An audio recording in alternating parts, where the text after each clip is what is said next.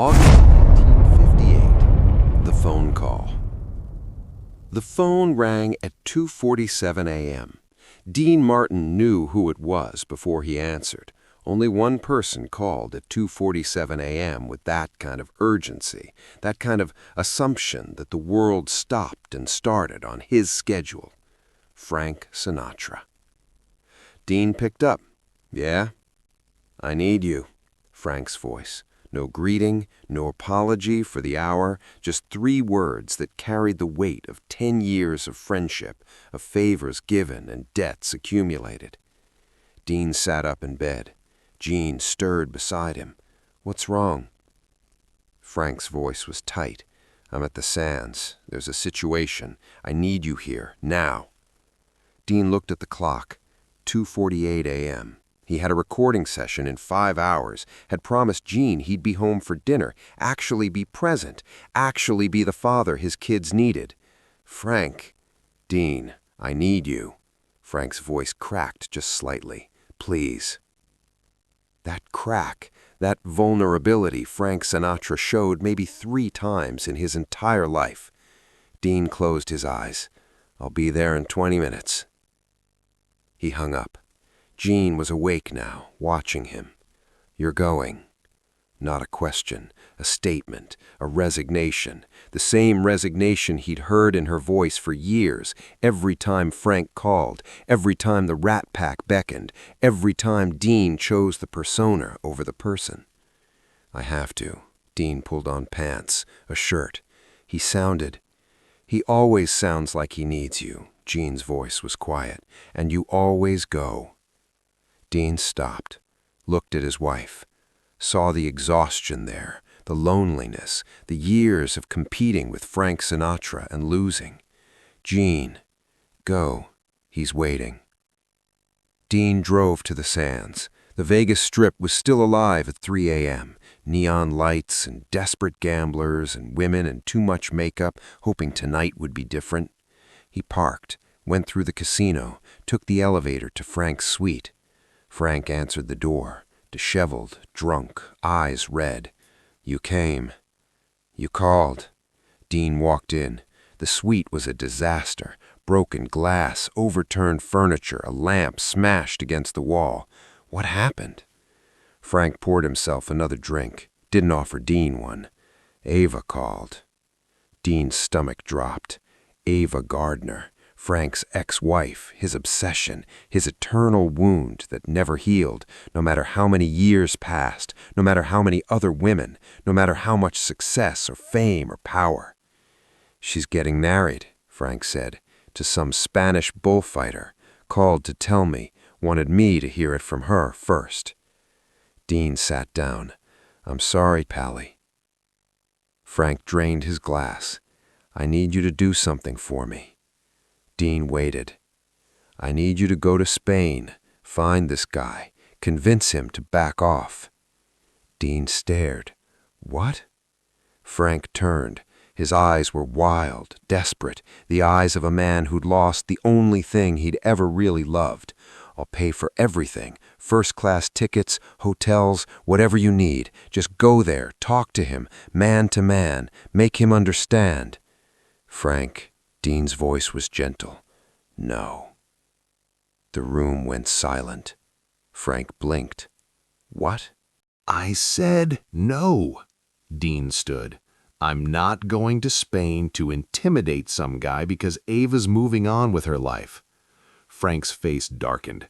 "You don't understand. She's making a mistake. He's not right for her. I know her better than anyone. I know." "You know she divorced you 4 years ago." Dean's voice was firm. "You know she's been trying to move on. You know she deserves to be happy." Frank slammed his glass down. It shattered. "She was happy with me." "Was she?" Dean didn't flinch. "Really? The fights? The jealousy? The obsession? That was happiness?" Frank stepped closer, dangerous now. Frank Sinatra angry was something few people ever challenged. "Who the hell are you to judge my marriage?" Dean met his eyes. I'm your friend, your best friend, and as your best friend, I'm telling you this isn't about Ava. This is about you not being able to let go." To understand this moment, you have to understand what Frank Sinatra meant to Dean Martin. They'd met in 1943. Dean was Dino Cricchetti then, a kid from Steubenville trying to make it as a singer. Frank was already Frank Sinatra, already famous, already the voice that made Bobby Soxers faint. They became friends slowly, not the instant connection people assumed. Frank didn't trust easily, neither did Dean. But somewhere in the late 1940s, after Dean partnered with Jerry Lewis, after Frank's career started collapsing, after both of them knew what it meant to be on top and to fall, they found each other. Frank helped Dean, introduced him to the right people, got him better gigs, defended him when critics called him Jerry's straight man, when people said he couldn't make it alone.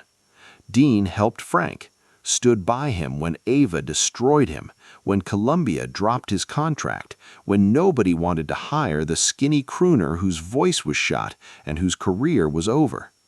Frank got the role in From Here to Eternity, won the Oscar, career resurrected, and he never forgot that Dean had been there when nobody else was. By 1958, they were the Rat Pack: Frank, Dean, Sammy Davis Jr., Peter Lawford, and Joey Bishop, kings of Vegas. They could do anything, have anything, were untouchable. Except Frank wasn't untouchable, not when it came to Ava Gardner. He'd married her in 1951, divorced Nancy, his first wife, mother of his children, the woman who'd supported him when he had nothing, left her for Ava, the most beautiful woman in Hollywood, the woman every man wanted. The marriage was a disaster, passionate, violent, jealous, destructive. They fought in public, threw things.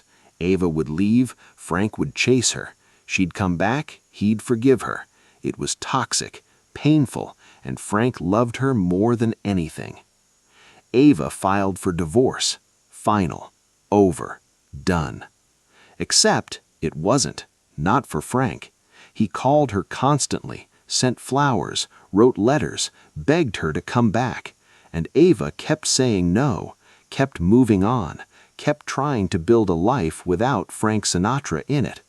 And now, August 18th, 1958, she was getting married to someone else, to a man who wasn't Frank. And Frank couldn't handle it. So he called Dean at 2:47 a.m. and asked him to go to Spain to stop the wedding, to save him from losing Ava forever. And Dean said no. The confrontation. Frank paced the suite. "You don't understand what she means to me." Dean stayed seated, calm. "I understand exactly what she means to you. That's why I'm saying no." Frank spun around. "She's the life of my life." "Then let her go." Dean's voice was quiet. "If you love her, let her be happy." Frank laughed, bitter, angry. "Happy with some bullfighter? Some guy she barely knows?" "That's her choice, Frank." "It's the wrong choice." "It's her choice, not yours. You don't get to decide who she loves, who she marries, how she lives her life." Frank's face was red. "After everything I did for her, everything I gave up, I left Nancy for her. I destroyed my family for her." "You left Nancy for yourself." Dean's voice got harder. "You wanted Ava. You chose Ava. That wasn't some noble sacrifice. That was you doing what you wanted." Frank stepped closer, inches apart now. "You don't know what you're talking about." "Don't I?" Dean didn't back down. "I've watched you for 4 years, Frank. Watched you destroy yourself over a woman who doesn't want you anymore.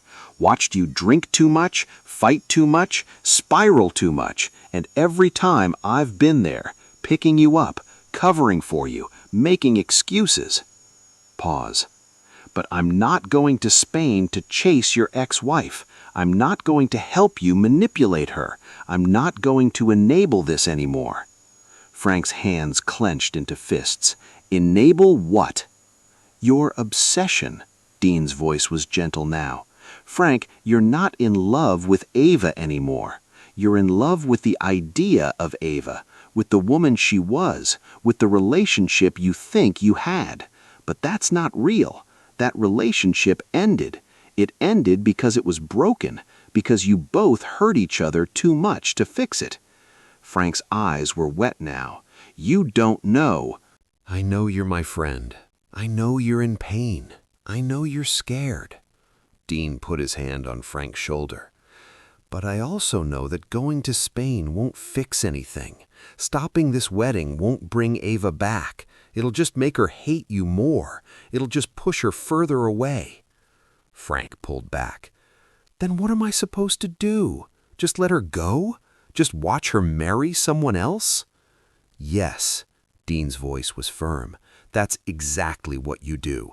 You let her go. You wish her well. You move on with your life. Frank shook his head. I can't. You can. You just don't want to. Silence.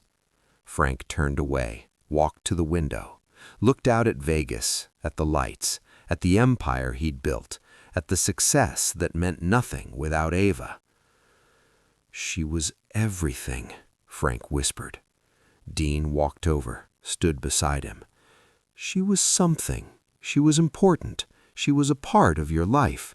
But she wasn't everything. You're still here. You're still Frank Sinatra. You're still one of the greatest singers alive. You still have your kids, your career, your friends. Frank's voice cracked. It doesn't feel like enough. I know, Dean's voice was gentle. But it is, and someday you'll see that. Frank turned to look at Dean, this man he'd known for 15 years, this man he'd helped, who'd helped him, this man who was saying no for the first time. Why won't you help me? Frank's voice was small. Dean met his eyes. Because helping you chase Ava isn't helping you. It's hurting you, and I love you too much to keep hurting you. The dressing room truth. They sat in silence for a long time, Frank on the couch, Dean in the chair across from him. The suite was still a mess, glass on the floor, broken furniture, the physical manifestation of Frank's internal state. Finally, Frank spoke. You think I'm pathetic. Dean shook his head. I think you're human. I think you loved someone and lost them. I think you're grieving, but I also think you're stuck. Frank looked up. Stuck? In the past, Dean leaned forward. Frank, it's been 4 years since Ava left. 4 years, and you're still calling her, still chasing her, still trying to get her back. You haven't moved on. You haven't let yourself move on.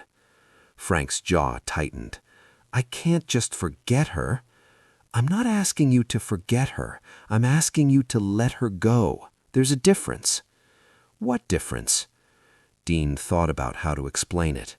Forgetting means she didn't matter, that what you had didn't matter. Letting go means it mattered, it was important, it changed you, but it's over now, and that's okay. Frank stood, paced again. Easy for you to say. You have Jean. You have a stable marriage. Dean felt something twist in his chest. You think my marriage is stable? Frank stopped. Isn't it? Jean almost left me last month, Dean said quietly. Told me she couldn't compete with you, with the Rat Pack, with the drinking and the shows and the all-nighters. Told me she felt like she was married to a ghost. Frank stared. I didn't know. Why would you? I didn't tell anyone, just like you don't tell anyone how much Ava really hurt you. We both hide, Frank. We both put on the persona and pretend everything's fine. But it's not fine. My marriage is barely hanging on. My kids don't know me. I'm exhausted. Pause. And I keep doing it because it's easier than being real. Easier than admitting I'm scared. Scared that without the act, without the jokes, without being Dean Martin the entertainer, I'm nothing. Frank sat back down. That's how I feel about Ava. Like without her, I'm nothing. But you're not nothing. Dean's voice was firm. You're Frank Sinatra. You came back from nothing once. You can do it again. Frank's voice was barely a whisper. What if I can't? Then I'll be there. Dean leaned forward. But I'll be there to help you move forward, not to help you chase the past.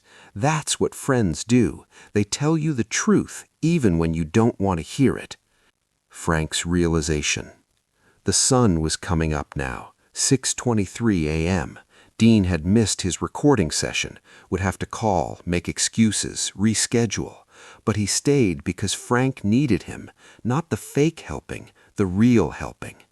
Frank looked different in the morning light, older, tired. The wild desperation from a few hours ago had faded into something quieter, sadder, more resigned. I really loved her, Frank said. I know. I thought we'd make it, thought we were different, thought our love was stronger than the problems. Dean nodded. Love isn't always enough. Sometimes people love each other and still can't be together, not because the love isn't real, but because the relationship is broken. Frank wiped his eyes. It didn't feel like enough. I know, Dean's voice was gentle, but it is, and someday you'll see that. Frank turned to look at Dean, this man he'd known for 15 years, this man he'd helped, who'd helped him, this man who was saying no for the first time. Why won't you help me? Frank's voice was small. Dean met his eyes. Because helping you chase Ava isn't helping you. It's hurting you, and I love you too much to keep hurting you. Frank's realization. The sun was coming up now, 6:23 a.m. Dean had missed his recording session, would have to call, make excuses, reschedule. But he stayed because Frank needed him, not the fake helping, the real helping. Frank looked different in the morning light, older, tired. The wild desperation from a few hours ago had faded into something quieter, sadder, more resigned. I really loved her, Frank said. I know. I thought we'd make it, thought we were different, thought our love was stronger than the problems. Dean nodded. Love isn't always enough. Sometimes people love each other and still can't be together, not because the love isn't real, but because the relationship is broken. Frank wiped his eyes. It didn't feel like enough.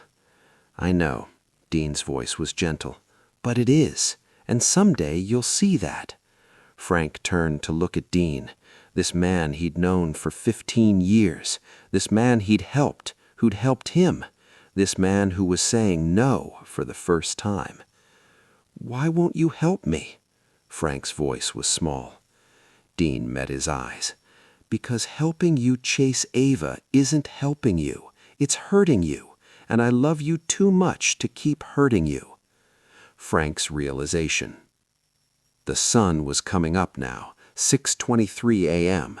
Dean had missed his recording session, would have to call, make excuses, reschedule. But he stayed because Frank needed him, not the fake helping, the real helping.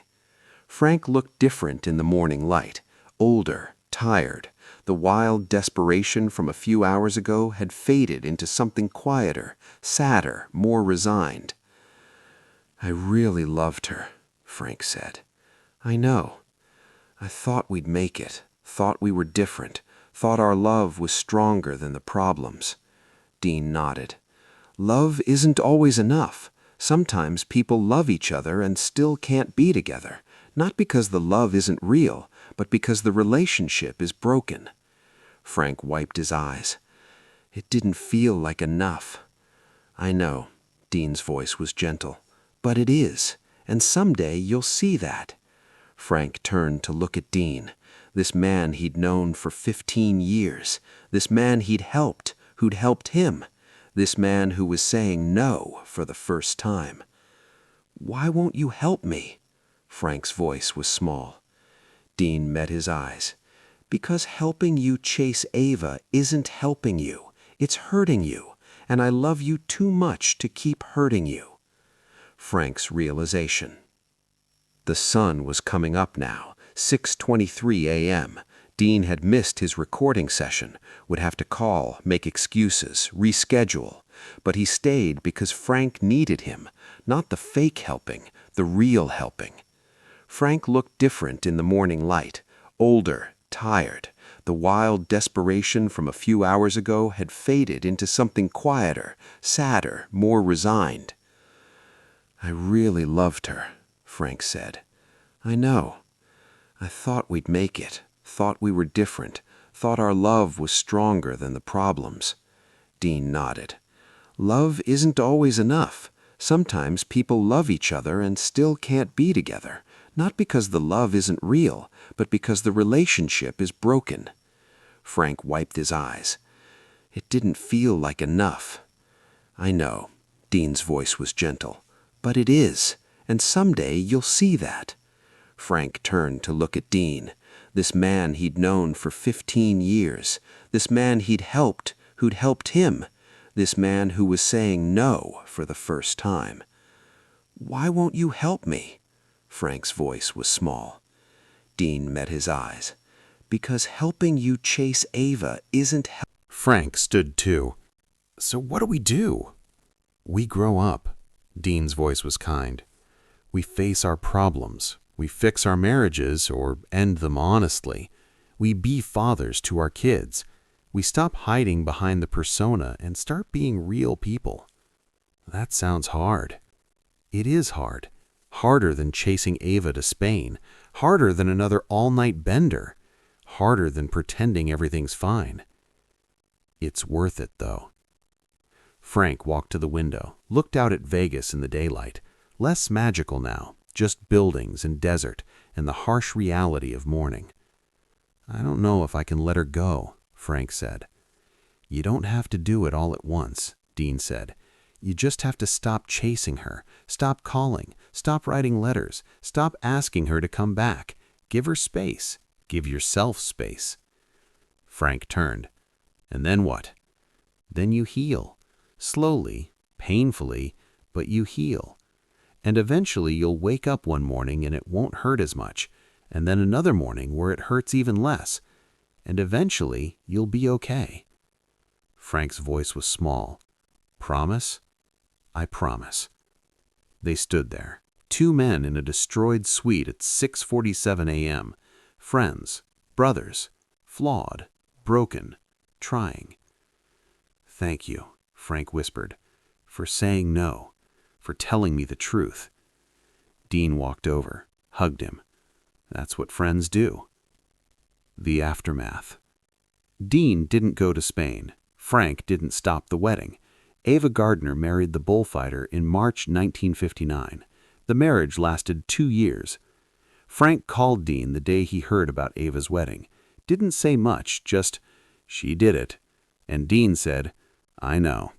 And they sat on the phone in silence for 20 minutes. Sometimes that's all friendship is. Being there, not fixing, just being. Over the next few years, Frank slowly let go. Not all at once, not cleanly. There were setbacks, late-night calls, moments of weakness. But gradually the obsession faded. The desperate need to have Ava back transformed into a sad nostalgia, a memory of something that had been important but was over now. Frank dated other women, married Mia Farrow in 1966, married Barbara Marx in 1976. Neither marriage was like Ava, but they were healthier, calmer, less destructive. And Dean? He worked on his marriage, not perfectly, not without struggle, but he tried. He came home more, he was present more, he chose Jean more often than he chose the Rat Pack. It still fell apart eventually. They divorced in 1973, but they tried. They gave it a real chance, and that mattered. The Rat Pack continued, the shows, the movies, the Vegas performances, but something changed after that night in August 1958. The friendship deepened, because Frank learned that Dean would tell him the truth, even when it hurt, even when it wasn't what Frank wanted to hear. And Dean learned that saying no to someone you love isn't betrayal. Sometimes it's the greatest act of love you can give. Full circle, 1988. Frank Sinatra's 73rd birthday party. Private event, close friends only. Dean was there.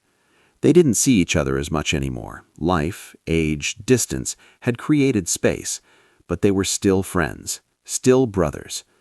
Late in the evening, Frank pulled Dean aside. They stood on the balcony, looking out at the Los Angeles skyline.